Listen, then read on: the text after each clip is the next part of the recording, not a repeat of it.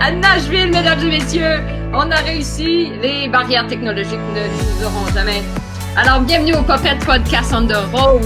C'est Caroline Bernier-Dionne qui est ici dans les USA, au Tennessee. Et là, ce soir, en direct de Montréal, j'ai Michel Ledoux qui est avec moi ici, qui va partager l'écran dans 3, 2, 1. Tadam! Tadam! Bonjour tout le monde! Hey! Michel, merci d'avoir accepté l'invitation du Popette Podcast. L'idée, c'est de faire connaître l'art de la marionnette qu'on aime tant à plein de monde. Des gens en Europe, là, tranquillement, on bâtit un réseau de plus en plus grand. Et, ça me fait plaisir. Belle initiative. Bravo. Yes!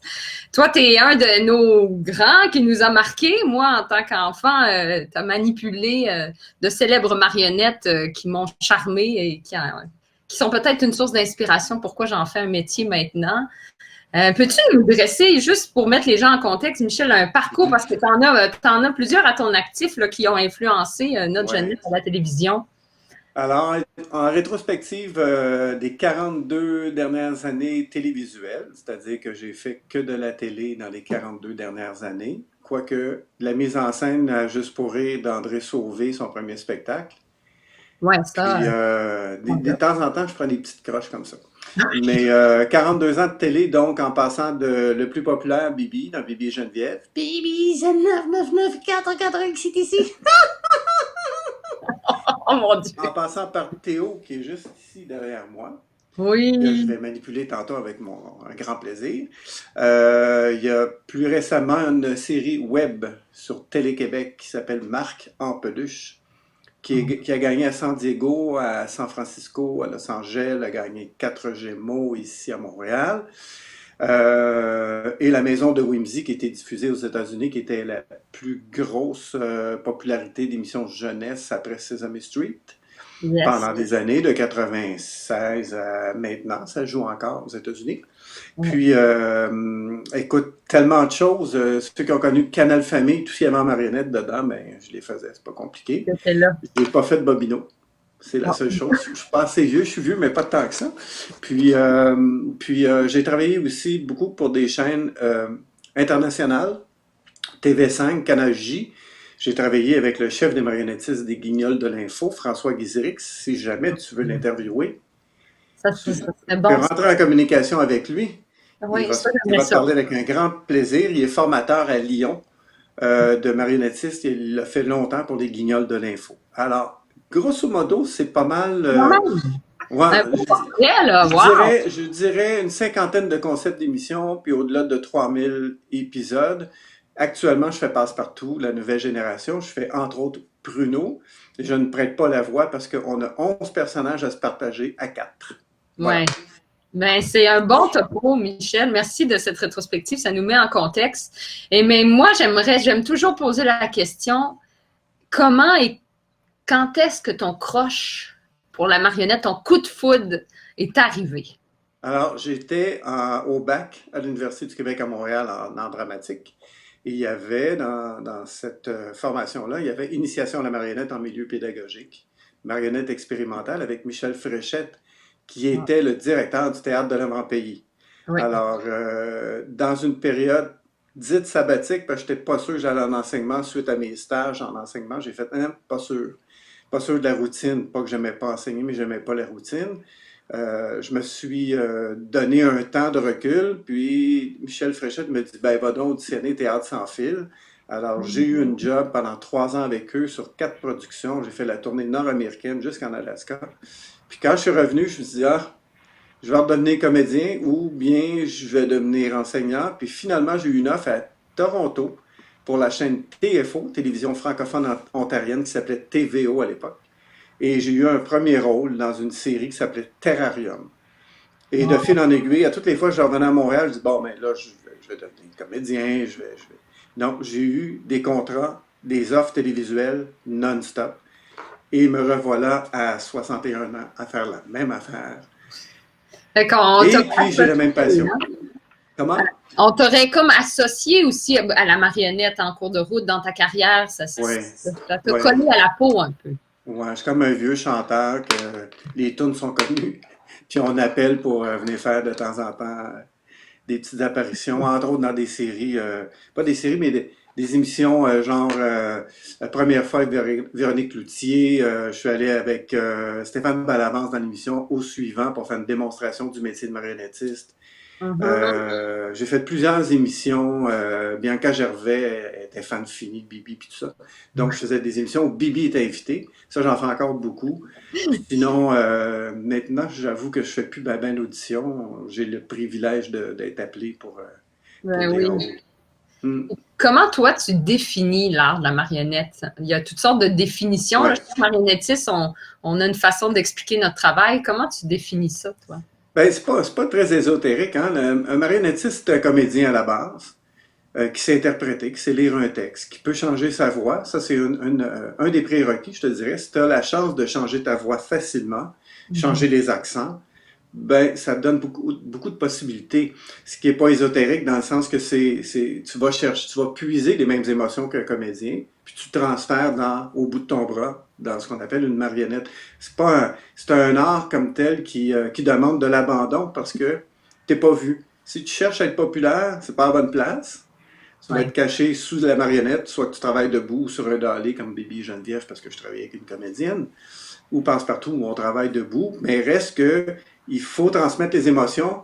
Puis cet art-là, ce qu'il y a de particulier, c'est que, autant que possible, les émotions, on les passe en haut et pas en dessous. C'est-à-dire que j'en ai vu beaucoup de jeunes marionnettistes qui parlent et qui bougent plus que la marionnette. Alors, c'est un art comme tel de transférer ces émotions-là puis être le plus neutre possible en dessous. Autant quand on marche physiquement avec la marionnette, on n'a pas à se déplacer comme la marionnette.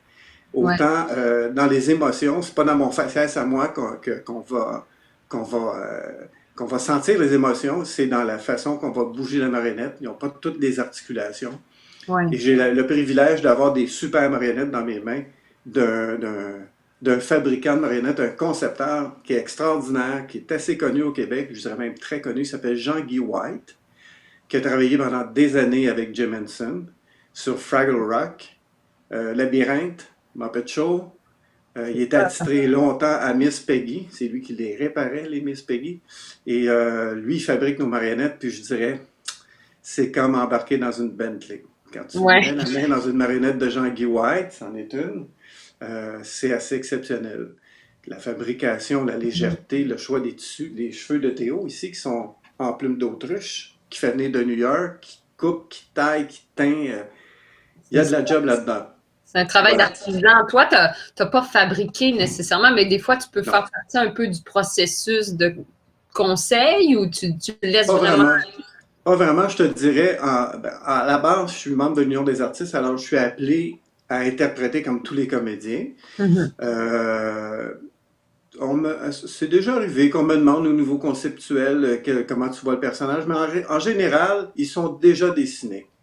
Ils vont être fabriqués éventuellement parce qu'on va me demander, souvent je suis consultant dans des productions maintenant depuis quelques années, et on va me demander quel style de marionnette qu'on devrait utiliser.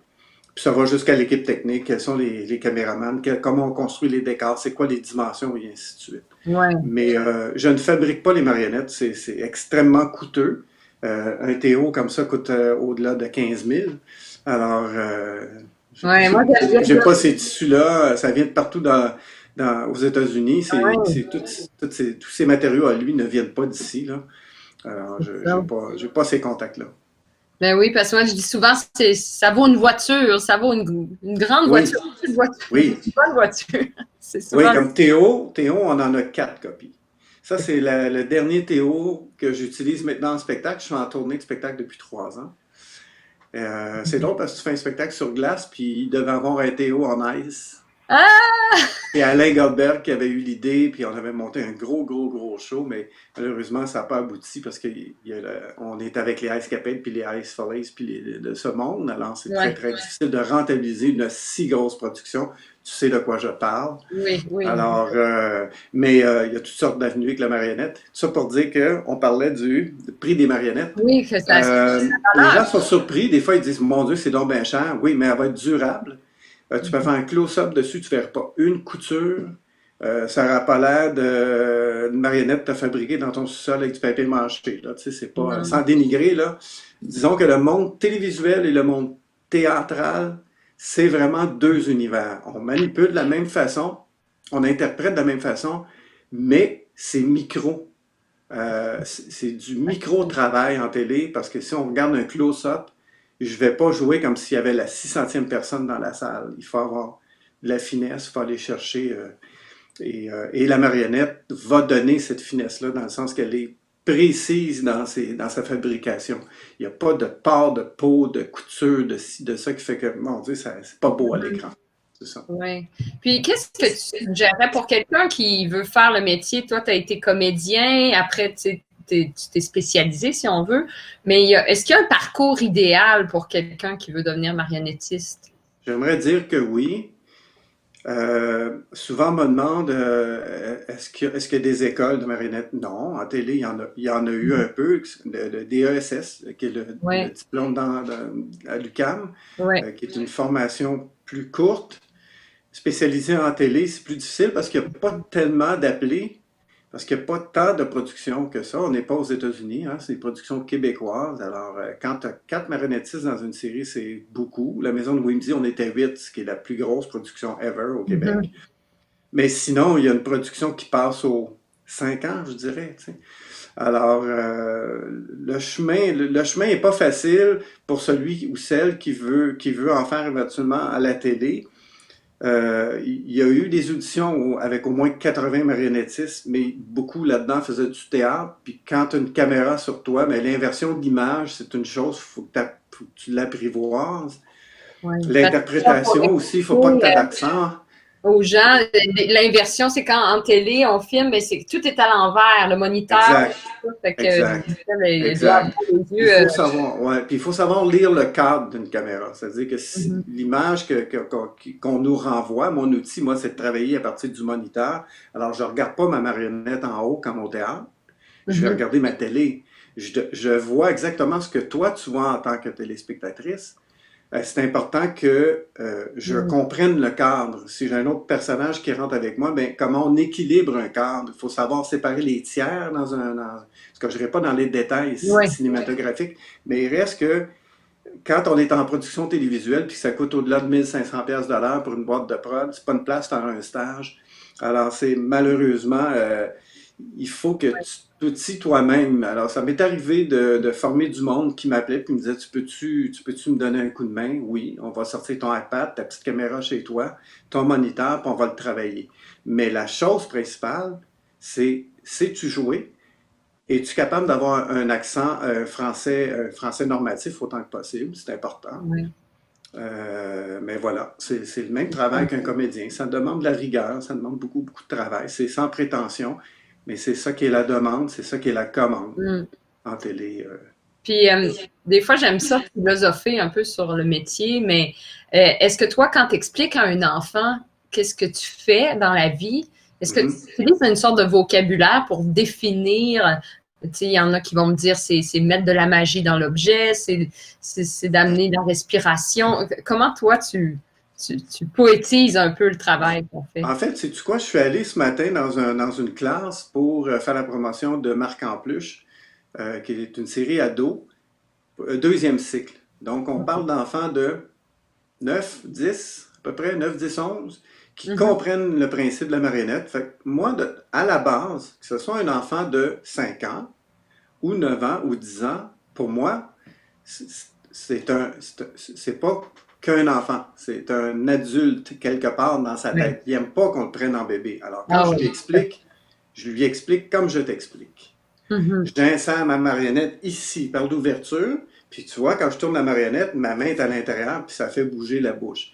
Mais tu sais, c'est pas...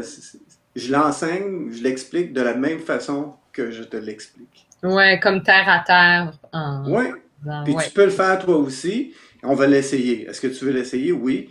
Alors, t'insères ta main ici. Attention, le regard, il faut que tu baisses ton poignet parce que les yeux, il faut qu'ils regardent comme il faut l'écran, la Mhm. caméra. Puis là, je l'ai fait travailler avec un moniteur, comme moi je travaille. Lève ton Mhm. bras plus haut, on voit ta tête. Il faut que tu lèves plus haut. Sinon, la caméra, elle ne peut pas voir juste ton personnage. C'est trop à côté de toi. Tu sais, je leur explique de la même façon. Oui, Puis ils sont appelés avec les profs à recréer en classe après ça. Avec leurs marionnettes, ils se font une émission de télé. Fait oui, qu'il oui, faut leur parler comme des grands, comme nos enfants. Ma fille est rendue à 24, mais quand elle était toute petite, à 2 ans, je lui parlais de la même manière. Ça n'a ben pas oui, changé.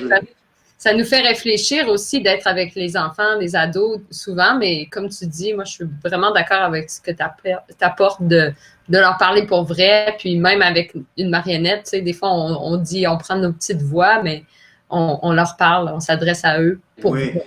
ouais. Sauf, ça m'est arrivé d'aller pendant des années à Sainte-Justine pour voir des enfants qui étaient en oncologie ou OK. en ce qu'on appelle en trauma, les cas très très lourds d'opération. Alors, j'allais faire ma semaine de l'enfant à l'hôpital, à Sainte-Justine. Maintenant, on peut plus parce que les plumes d'autruche peuvent être porteuses de bactéries et ainsi de suite. On peut plus OK. les apporter. Mais je leur parlais avec les parents à côté d'eux, puis j'étais là live. Puis je prenais Théo, puis je faisais est-ce que quand tu fais dodo, est-ce que tu fais ou si tu fais ben ça fait rire autant le parent qui est à côté que le petit. Fait que, tu sais, tout le monde, tu peux être cabotin avec une marionnette puis tenir un langage. Ah non, c'est une blague que je fais, je sais que tu pètes pas quand tu ronfles. C'est Un petit super. smartass. Oui, non, c'est ça. Mais c'est vrai, dans le fond, l'humour n'a pas d'âge, puis il Non, faut... puis on n'est pas obligé de leur parler en bébé. Tu sais, quand je fais des spectacles de Théo, c'est pas bonjour les amis. On n'est pas à ce niveau-là. Ils ont des iPads, les enfants. Ouais, Ils peuvent avoir un téléphone cellulaire. À l'école, maintenant, ils ont leur iPad. Ils ont même pas un iPad, c'est même pas en mode. Pour un kid, ouais. c'est On leur un portable, laptop. là. Ouais, Ils ont un portable, ils ont un téléphone cellulaire. Fait que déjà au primaire, là, il ne vient pas leur parler en bébé. Bonjour les tout petits, je vous attendais. Non, ouais. non, t'es off. T'es en 2020.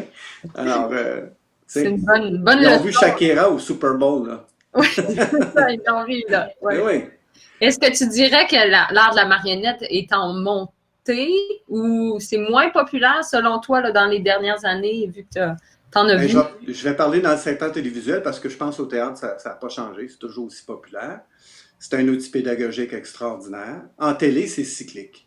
C'est-à-dire qu'on va avoir des vagues de ce que j'appelle le virtuel. Quand Ice Age est arrivé, là, Oui, Nemo, oui, Toy Story de ce monde, on dirait qu'il y a des diffuseurs qui se sont dit ah, nous voilà dans le virtuel, bingo! Sauf que l'avantage de la marionnette, tu peux la prendre dans tes bras. Je peux aller en spectacle, moi, avec mes marionnettes. Et les enfants les prennent, puis ils appellent ça des poupées vivantes. Ils disent pas, non, c'est une marionnette, j'y crois pas. Non, ils parlent pas de même. Ils disent, ah, c'est une poupée vivante, je suis à côté d'eux autres. Tu peux pas avoir ça avec du virtuel. oui, Donc, en secteur télévisuel, on dirait que c'est cyclique dans le sens que les diffuseurs, il y a des années, ils font, OK, on ramène passe-partout. C'était vintage, ça a pogné, et ça pogne autant, c'est 600 000 de codes d'écoute par jour. Fait que ça passe des générations. Et à preuve, Bibi, de 88 à 2001, j'ai fait 650 épisodes et 3000 blocs concours. Ben là, quand on m'a appelé pour la chaîne Youpa à Montréal, on m'a dit peux-tu travailler comme consultant, puis on va te donner le rôle que tu veux. Puis j'ai dit OK, je vais prendre Théo. Puis là, je me suis dit, hey, The Challenge, je reprends-tu cette voix-là? Je la modifie un peu. oui. Ben oui, parce que les parents de ces enfants-là de Youpa sont rendus dans la trentaine et début quarantaine. Ouais. Il n'y a pas un enfant qui dit hey, c'est Bibi. Ils savent pas c'est qui Bibi. Fait que ça passe le temps. C'est pour ça que je dis c'est cyclique. Là, je ramène Théo, puis là, les parents, ils se penchent pendant qu'on fait des séances de photos après les shows, puis ils disent c'est-tu toi qui faisais Bibi? Fait que là, les deux générations, ça donne un coup de vieux. Ouais, non, mais c'est beau. C'est beau en même temps de voir qu'une voix peut manipuler deux marionnettes différentes puis influencer deux générations différentes. C'est vraiment, Ouais, ouais. c'est chapeau, là, tout Alors, ça. c'est dans ce sens-là que c'est cyclique. Tout à coup, il y a Marc Ampluche et Passepartout qui sont arrivés dans les mêmes années. Puis là, je me retrouve à, oups là, il faut composer avec les horaires, là, tu sais.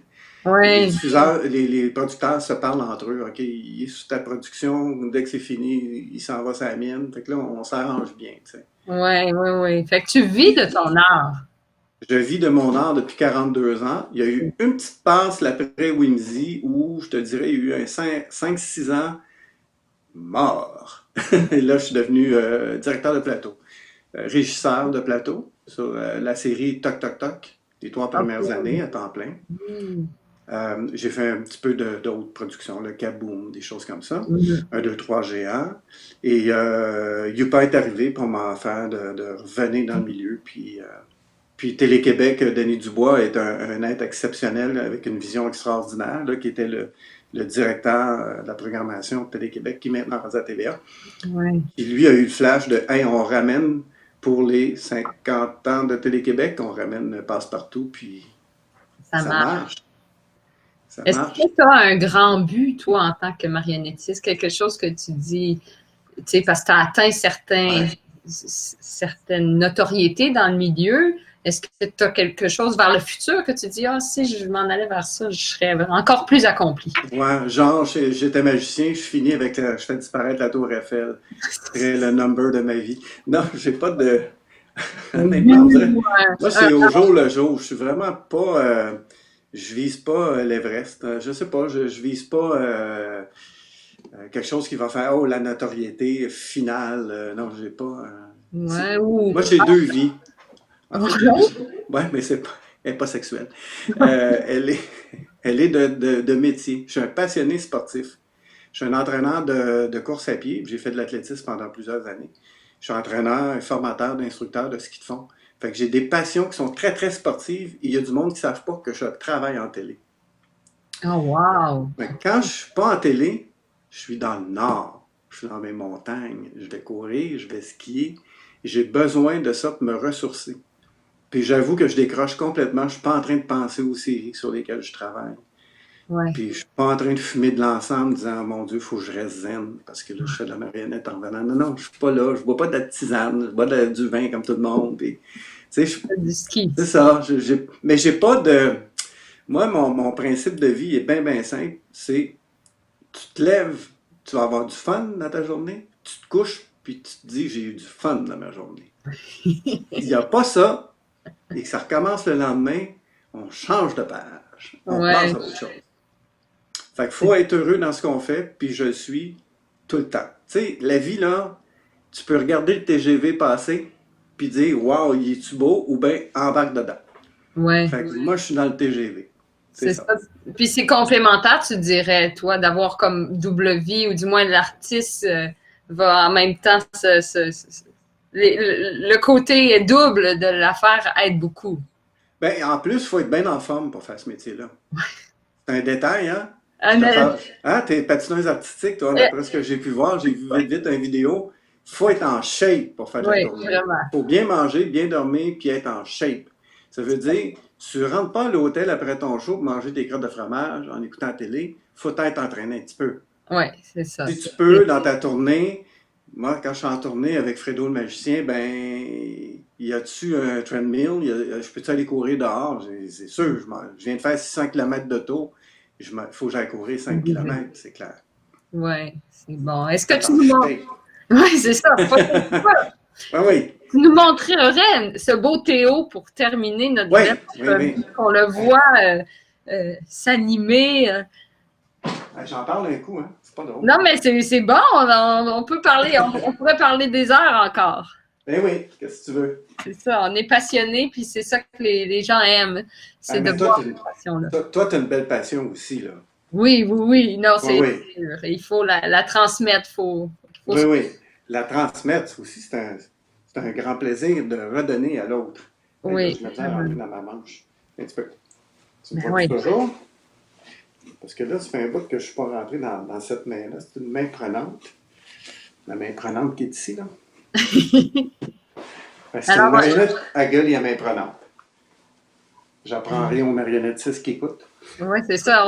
On doit avoir une... Ok, attends, tu peux me reculer. Est-ce que tu me vois bien à la maison? Oui, je te vois très bien, moi, Théo. Ok, moi, c'est Théo. Oui. Tu peux compter mes picots ici. T'en as 4. On appelle ça des freckles. Oui. C'est des freckles. Ça va donner un bisou. Ben, c'était cool, hein? Oui, c'est ça, la métier de marionnettiste, là, c'est quelqu'un qui a... Comment t'appelles ça déjà? C'est ça.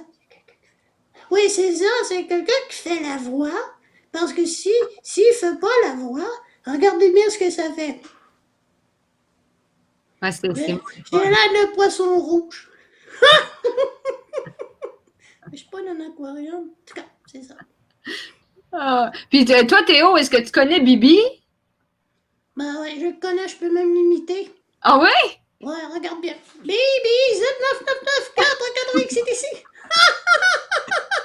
Ah, on dirait que ça va pas avec ma chevelure. Lui, il est ouvert. Ah! On a grandi avec Bibi, hein, c'est ce que je comprends. Oui, même mes amis me relançaient quand j'ai mis ça en ligne, là, que j'allais t'interviewer. Ils me disaient « Ah, il a montré mon dessin. » Et je pense que tu as marqué beaucoup de monde. C'est ça que j'ai vu. Oui, il y a quelqu'un qui a écrit En j'ai bas. envoyé mon dessin, donc elle a gagné ces crayons-là. Je sais pas quel cadeau. Faudrait qu'elle me les montre. Oui, c'est ça. On va demander une photo en bas, là, dans la review, là, juste en bas. Fait que Théo, Oui, tu vas te coucher bientôt, toi, ou tu t'es un veille tard?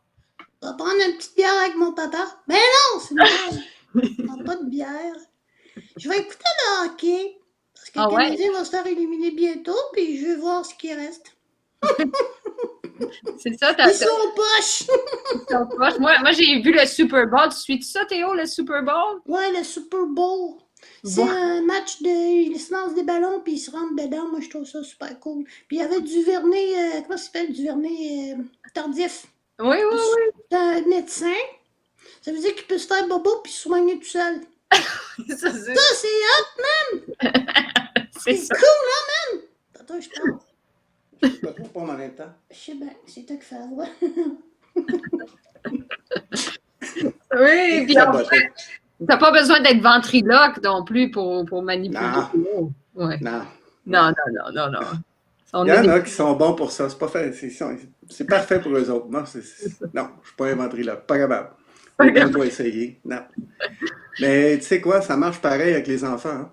Oui. Je fais parler Théo, puis des fois, il y a des enfants qui disent Théo, pourquoi le monsieur écoute à côté? Ben non, il nous écoute pas, c'est mon papa. Il fait juste nous accompagner. Regarde, il regarde ailleurs pendant qu'on se parle. C'est vrai.